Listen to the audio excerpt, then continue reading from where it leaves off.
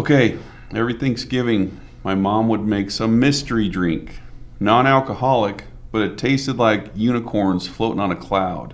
She called it slush. So I made a fly that's named after it. It's called the Slush Rocket, and it's awesome. Check it out. That's a big brown Yeah! Okay, we have been asked, and we will obey, but people have asked for more articulated streamers. So this is a cool pattern I've been playing with for the last little bit, and it's using some of the cool new materials that Hairline has out.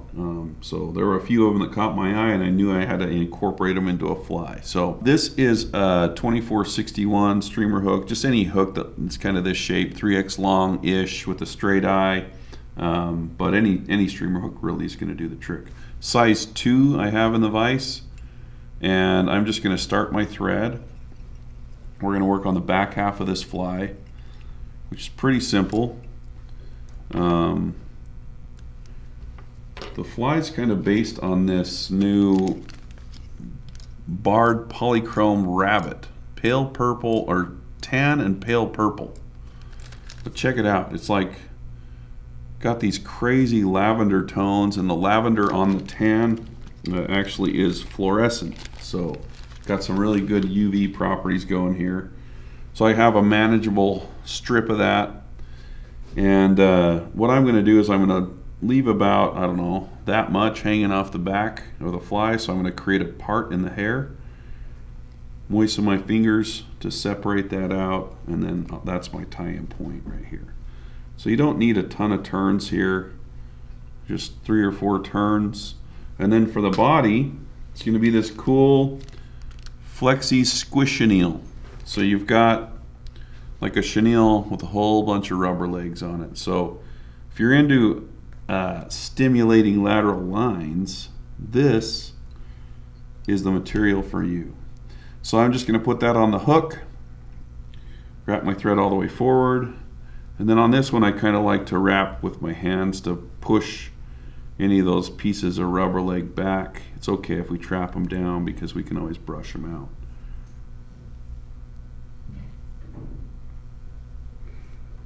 All right. Go to about right here.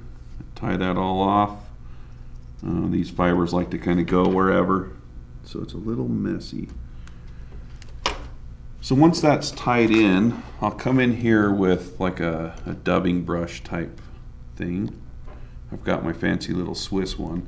And this dubbing will also, or this chenille will also pick out. So the core of it is a little bit floofy. So I'm picking out rubber legs and dubbing, and chenille at the same time. So there we go. We release some of those fibers. Now we're just going to pull this rabbit over, create another little part, and tie that in right at the head.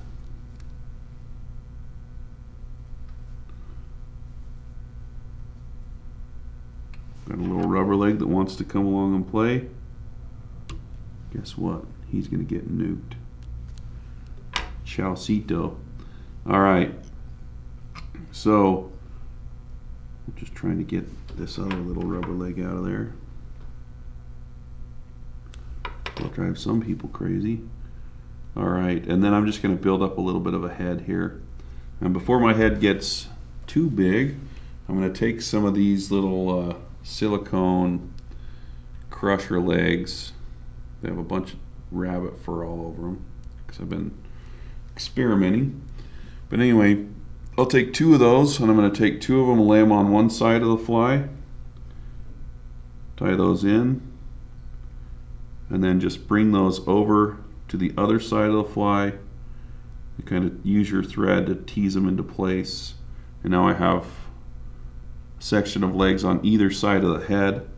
And then I'm just going to unwind my thread a little bit and cover up those little bits of nastiness. So it does have a little bit of a pronounced head on both the back hook and the front hook. I'm just going to throw a little hand whip finish in here. Anytime you do a hand whip finish, you got to make sure you glue it because they will come undone. So I just have some super glue. I'll mash down in there. The front head will make a little prettier. All right, so these legs don't need to be terribly long. I did them about, I don't know, halfway down the tail of the body. All right, so that's our back half. Now for the front half of the fly.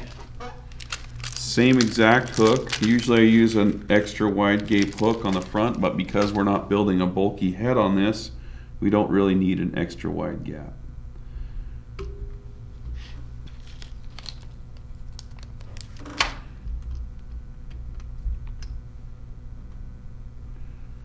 All right, for the front half of the fly, just because we're going to throw in one of these black and fluorescent pink, can't even remember what they're called, but they're new from Hairline, but really cool bead. And I'm going to start my thread just kind of in the middle of the hook, somewhere like this. And I'm going to place my bead about right here. And I'm going to go over the top of it and just kind of crisscross over the top of it, both front and back, to lock it in place. All right. So we're ready to tie in the back half. So I'm going to get some of this Senyo's intruder wire, whatever articulation type wire you like. And I'm going to just start that right here behind the bead, with a little bit of it sticking up like that, and wrap it all the way back.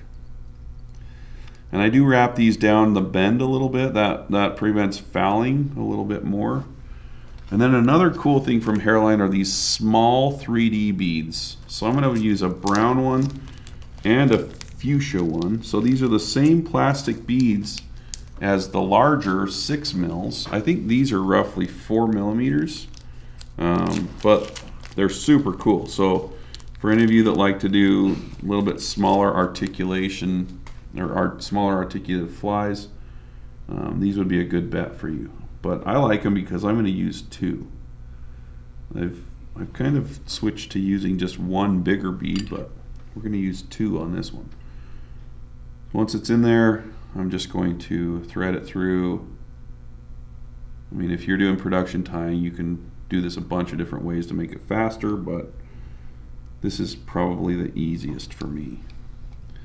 So once that's tied in, you know, you hear people saying you got to go through the eye of the hook with this. No, if you just get some really snug thread wraps down, you're going to be able to land pretty big fish without it pulling out. All right, so pull those pieces of wire over. That's an extra insurance step. And then I'm going to tack this with super glue. All right.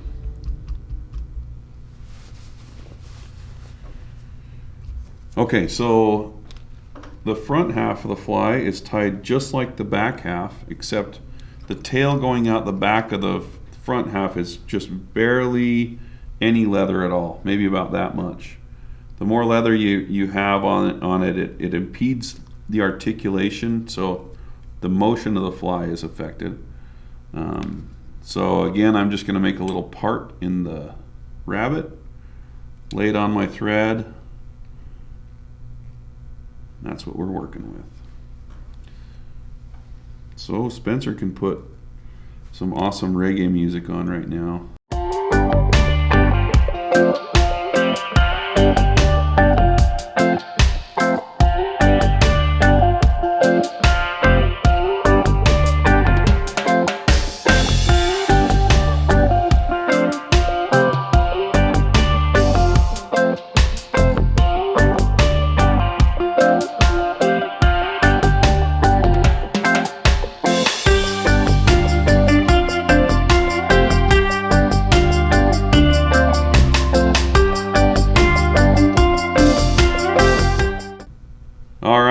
So once the body's there, we're going to do the same technique here. Create a part with your rabbit hair and tie it in right behind the bead. All right. So on these articulated flies, a lot of the time the head shape is what really makes these flies work. And on this one I wanted to create more of a slender shape of the head that's going to open up on a pause. So I'm just going to do palmered marabou for the head. So I'll take my thread. Now I'm going to dress this part of the hook in front of the bead. And I have farmed out a couple pieces of marabou. I'm going to use this color and this color. Very cool colors. But what I'm looking for is, even though this marabou might not be super prime, it's got a really thin stem. So I want a thin stem because I'm going to palmer that, and thin stem will make it a lot easier to finish your fly off at the head. All right, so we'll line these up by the tips, and that's where we'll tie them in. All right, here are the tips of the marabou. In they go. Get rid of the excess. All right, now you can see I have a little bit of a section here, right at a tie-in point that's not really going to spread any feathers out, so I'll just kind of wrap until that goes away, and then for the most part I'm just going to wrap it, and it's going to look nasty until the end, but you can try to tease these feathers so that they sit the right way as you wrap them. And sometimes you get lucky and the marabou just does exactly what you want it to do.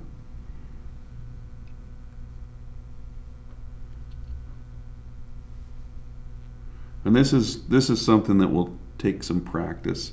But this technique is super useful on all kinds of streamers. I'm just going to kind of push those back so I have a few more turns I can put in there.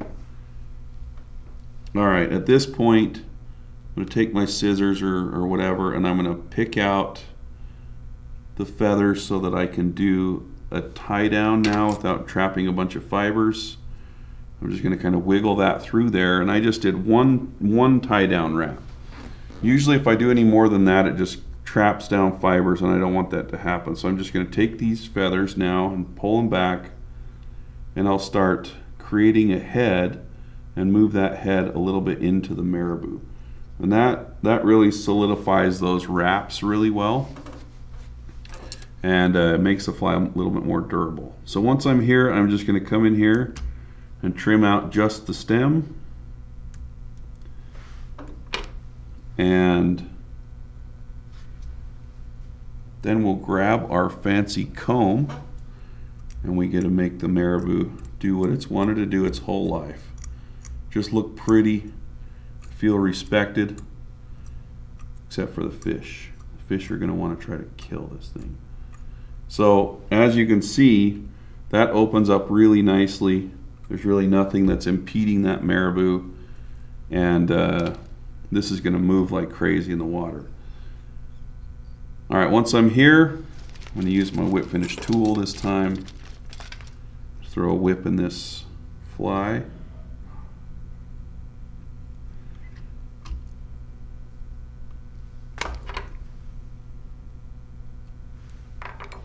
And that is all she wrote.